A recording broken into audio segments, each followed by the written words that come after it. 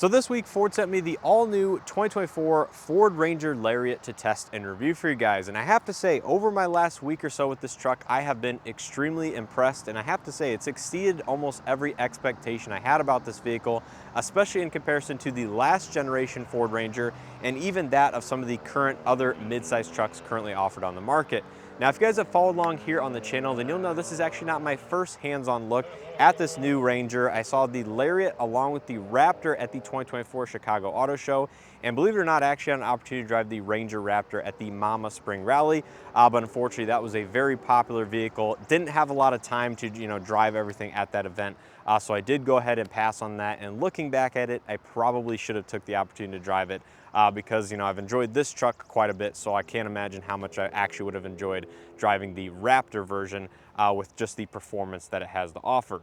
But anyways, in this video, we're going to take a look at everything I like and dislike about the Ranger here in its Lariat trim level.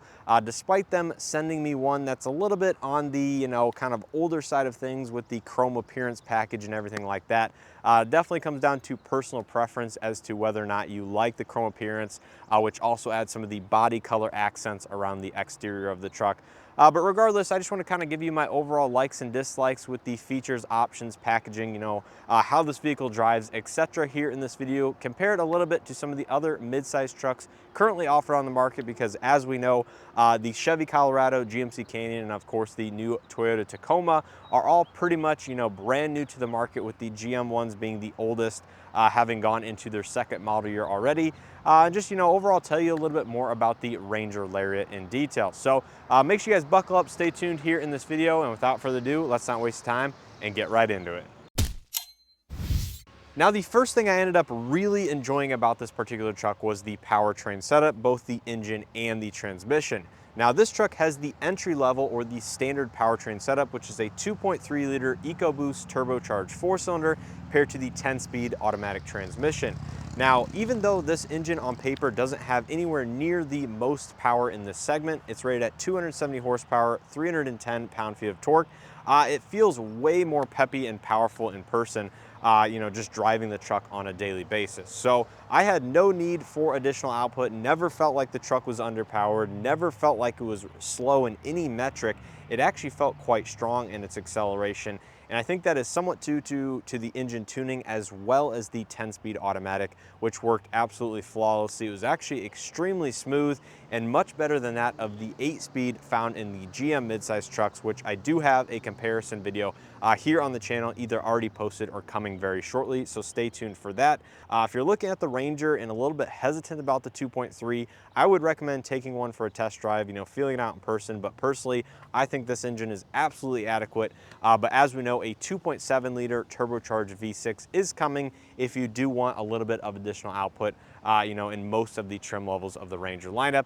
And of course, the Raptor version uses the 3 liter twin turbo V6 for even additional output. But overall, I think the powertrain setup here in its standard configuration is very stout and very easy to drive on a daily basis. Now, my second like about the Ranger here in its Lariat trim level is the feature set that it has to offer. Now, as we know, the Lariat pretty much comes fully loaded for the standard Ranger lineup, with just a few small additional option packages that you can equip, such as the chrome appearance package, which this truck does have, the optional running boards, the keyless access system here on the driver's side, and the advanced trailering package as well. But even with that being said, I think the Ranger has one of the strongest feature sets out of any midsize truck currently offered on the market, again, for kind of the regular standard non-off-road specification. So with this vehicle, you can get front, rear, side parking sensors. You have the zone LED lighting. This one has the performance LED headlamps, which do have an adaptive functionality, so they will turn with the actual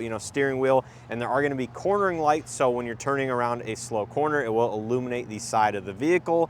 Of course, you do have the proximity keyless access, power folding mirrors, surround view camera system, blind spot detection.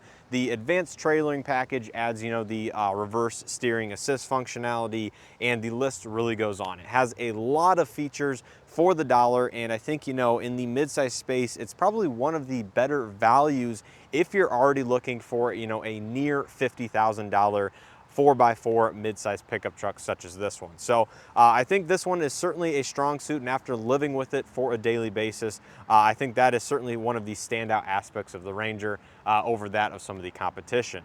Now, continuing on with the lighting, my third like with the Ranger actually has to do with its exterior lighting in specific. Now, like I mentioned just in the last clip, this one has the performance LED headlamps, which are a dual projector design. They do have the adaptive functionality, so they swivel with the steering wheel or steering input. They have LED running lights, they have LED turn signals, they have the cornering lights, which actually illuminate the front side of the vehicle, depending on which way you do turn the steering wheel at lower speeds. And then, of course, it does have the LED fog lights down below. Now, in addition to this, the zone lighting around the exterior of the truck actually is very good in its performance as well. Now, the zone lighting incorporates the headlamps, the tail lamps, the bed lighting, the tailgate lighting, as well as the puddle lights on the side mirrors of the truck to kind of illuminate the entire perimeter at night or in low light situations. Now, I was actually surprised to see the side mirror lights working as well as they did upon, my first nighttime drive or, approach of the vehicle. It actually just uses kind of a dual projector lens on the bottom of the side of camera mirrors to actually project in both directions from the mirror, so towards the back of the truck, towards the front of the truck, and it ends up illuminating nearly the entire side of the truck.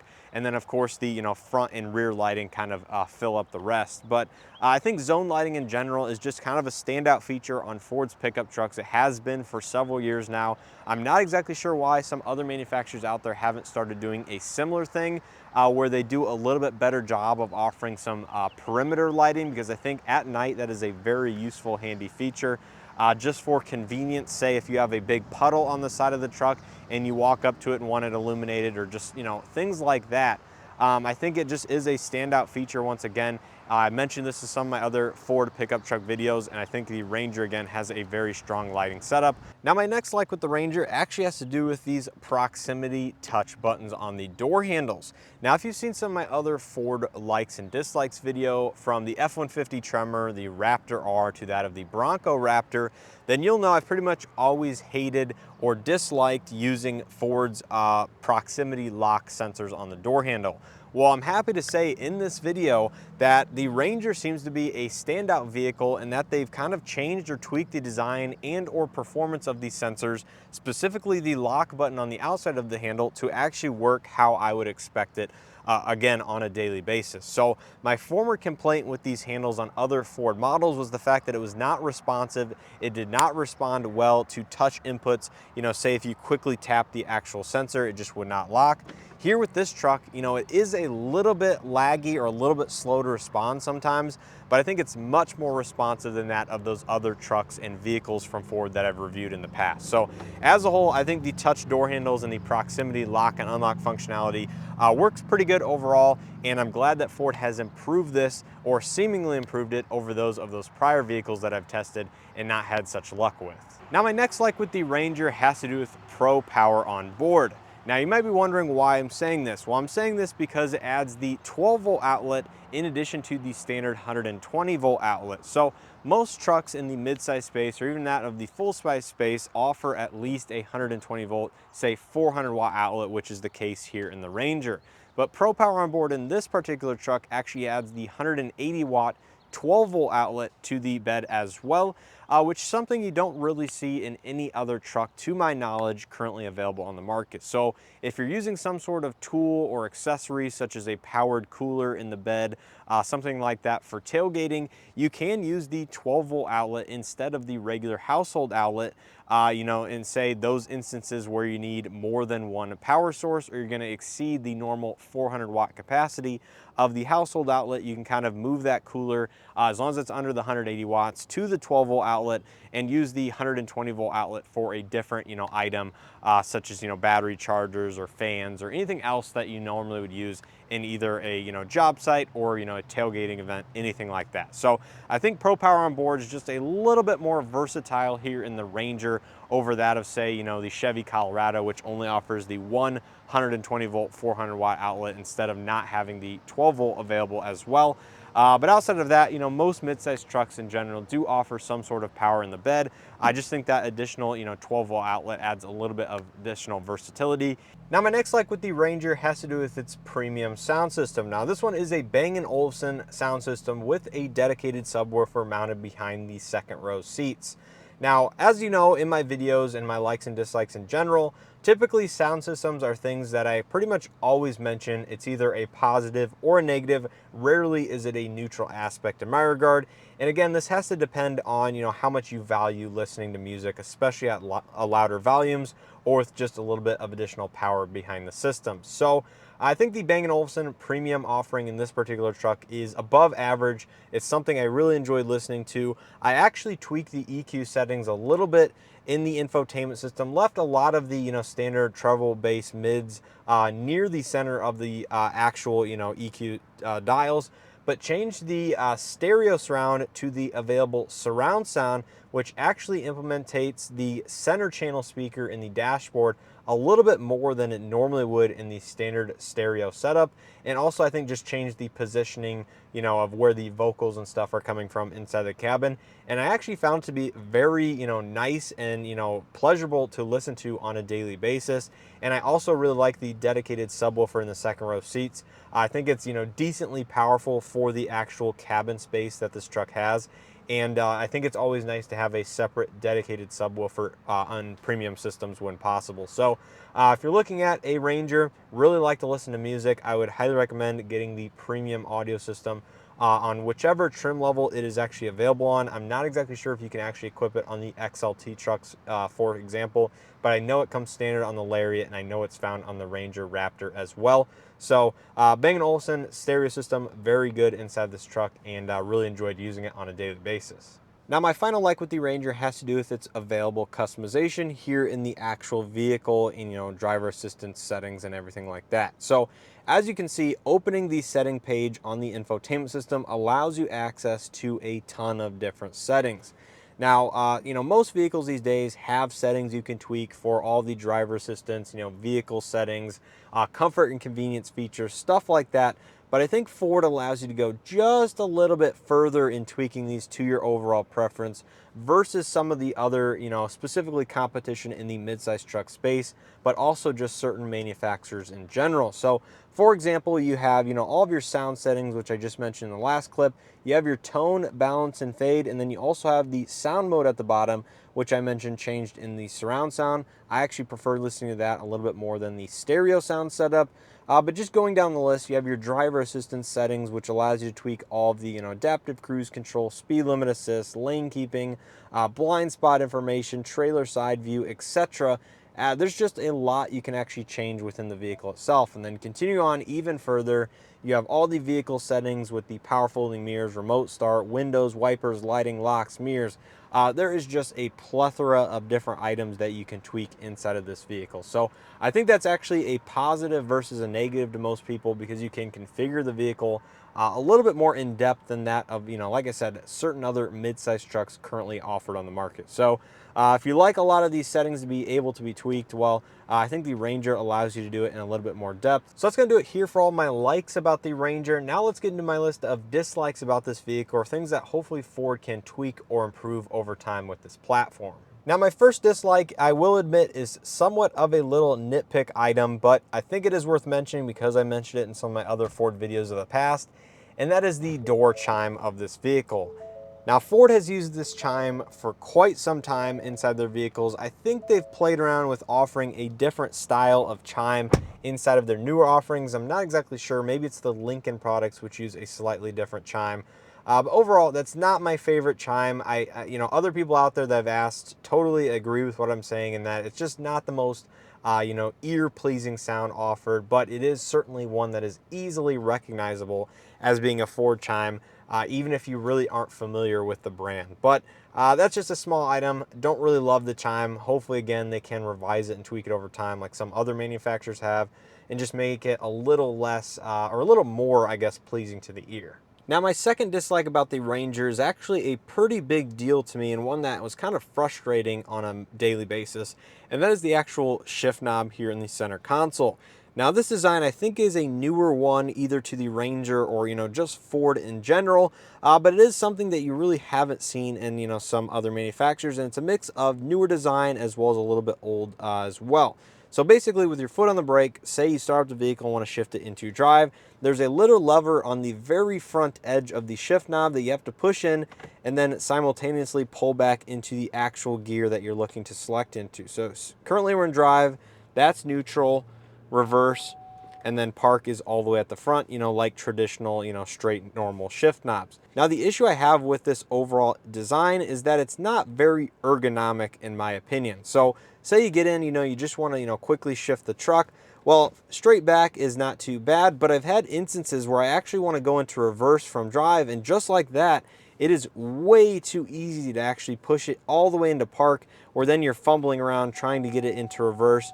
And the detents between the different gears really just aren't, strong enough in my opinion, to where you're accidentally selecting either park when you really intended to go in reverse or vice versa. So I just really don't like the design as a whole. I think it's a little bit clunky and the ergonomics aren't the best. But I think that's something they could easily revise, either, leaving it the same, just changing the detents between the gears, or, tweaking the overall shifter as time goes on, and just, moving it more towards a traditional, maybe slightly larger knob. Now, my third dislike with the Ranger has to do with a couple minor build quality issues here on the interior. Now, number one is, there are going to be some, plastic creaks throughout the interior, which ultimately comes down to material choice as well as, overall design and build quality. So I had one here on the driver's side door. Not sure if you guys can actually hear that on camera, but the main one I had issues with was the actual, steering wheel assembly itself. Whenever I was using it, this portion at the bottom and this plastic was actually flexing enough to where just under normal usage, turning the wheel left and right, these two areas were causing the plastic to creak, and it actually, was quite noisy at times, depending on, where you're grabbing the wheel and, how the plastic is flexing against the back portion right here. So it really just made it feel kind of cheap, to be honest. And although not a major, issue in terms of its function, if you're spending, over $50,000 on a mid-sized truck like this, I think the build quality, should be a little bit better, and just those small minor issues hopefully can be fixed or resolved with a minor design update. So hopefully Ford can implement that, but certain door panels were creaking a little bit, and the steering wheel, like I said, was my biggest issue because you'd hear that almost every time you're turning the wheel. It's just this plastic flexing and making a creaking noise. Now moving on, my next dislike has to do with its driver assistance technology and overall performance. Now again, this is something that I mentioned in pretty much every other Ford review video and likes and dislikes I've made, is that their driver assistance technology with their standard Copilot 360 assist system just does not feel like it performs, that great in comparison to some of the other systems currently available. Now I say this again for a few reasons. Number one, the adaptive cruise control is obviously, pretty good. It uses a radar and camera-based combination, if I'm not mistaken. But it mainly has to do with its lane keeping and lane centering assist systems. Now, it's a very, naggy system in that if you take your hands off the wheel and it does not sense any torque input from the steering sensor, after just a couple seconds, it will, start beeping on the dashboard, keep hands on steering wheel. It'll eventually go red, ding even faster, and then eventually if you don't respond, it'll just disable the lane centering or lane keeping entirely. Now, I've had instances where I'm just driving down the road, I have the system enabled, and I'm paying attention, and I'm driving on a straight road, and all of a sudden the lane keeping, assist systems is bugging me on the dashboard because it thinks my hands are not on the steering wheel, despite them being on the steering wheel, and I'm just not having to put any input in because I'm driving down a straight road. That's my biggest issue with Ford systems. I think the performance is so-so. I think it might be just, average run-of-the-mill. It will go around turns, at fairly higher speeds, but it just does not feel nearly as confidence-inspiring as some other vehicles currently on the market. Now, I will say the fact that this has lane centering in this truck is good because the Chevy Colorado and GMC Canyon simply do not have any sort of lane centering even offered available as an option. It's only the standard lane keeping kind of ping pong effect. So I do like how this has a little bit of additional step up in its driver assistance over that. of, some of the other trucks on the market, but I think the Toyota systems in general are just a little bit more robust, and I think there's, a handful of other manufacturers that do driver assistance better than Ford. Now, my next dislike is a pretty minor one, although I don't know what the exact issue is, and that has to do with the clock not being able to keep time. So I know this sounds like a very weird one, but I noticed over the last 3 or 4 days or so, I was not able to keep the time actually in the correct, actual keeping time. It always was going too fast for what the actual time is during the day. As you can see, the clock reads 4:55. It is currently 1:56 p.m. in the afternoon, and I just reset that this morning, while I was driving the truck to the correct time, because I'm like, well, that's weird. This is going to be the second time I'm having to reset the time and actually change it here on the infotainment system. But for whatever reason, it just, goes full speed ahead. It's like, doesn't ever keep track of the exact time. So I'll go ahead and reset it now here in this video to the exact time, 1:57. And we will see if that actually is able to stay by the time we end out this video and the rest of the review. So, weird issue to have, not exactly sure why it's not being able to keep the correct time. So just to quickly update this, I turned the truck off and turned it back on, and as you guys saw, it reverted to 11:11, I think, p.m. Just a few handful of minutes later after I just reset the clock. Now, I did just toggle on the auto update time, which basically does time zones automatically, essentially probably using the GPS coordinated time, and it did automatically fix the time and go to the correct time. But like, why would the manual time input randomly change when you do already have it set? Again, hopefully that's just a small software bug, but make sure to have that auto update time enabled to hopefully keep the system up to date, because the manual method of just automatically or manually setting the time and hoping it stays correct obviously does not work inside of this truck. And my last and final dislike about the Ranger has to do with its door kind of quality or just sound when opening and closing it. Now again, this comes down to kind of being a little bit picky, but if you're opening and closing this door on a daily basis, I think you want it to sound a little bit more substantial than it actually does in this particular truck. Now, I believe these panels might be aluminum skins at least, to where it causes a little bit of the additional flex or just hollow sound that actually does happen with this door. So I'm gonna try to pick it up as best as possible using this microphone here.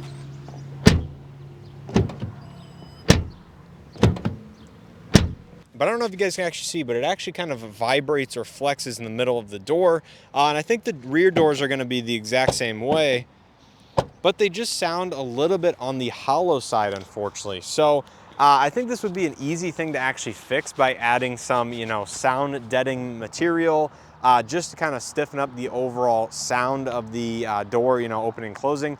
But believe it or not, this is a lot of times a thing that a manufacturer does focus on when building a vehicle, at least to that of luxury standards, is how it sounds when you open and close it. I think they call it kind of like door sound tuning or something like that. But I think in the Ranger, if they made that a little bit better, that would be something relatively easy to fix. But I think it's just due to the overall lightweight and hollow nature of these aluminum doors versus that of some other trucks, which have a much beefier feeling door that sounds more robust when you're opening and closing it. So again, a pretty minor complaint, I know, but if you're spending $50,000 on a truck, it might be something that bothers you, it might not be. That's ultimately for up to you to decide, but to me, I think it just sounds a little bit on the cheap and hollow side.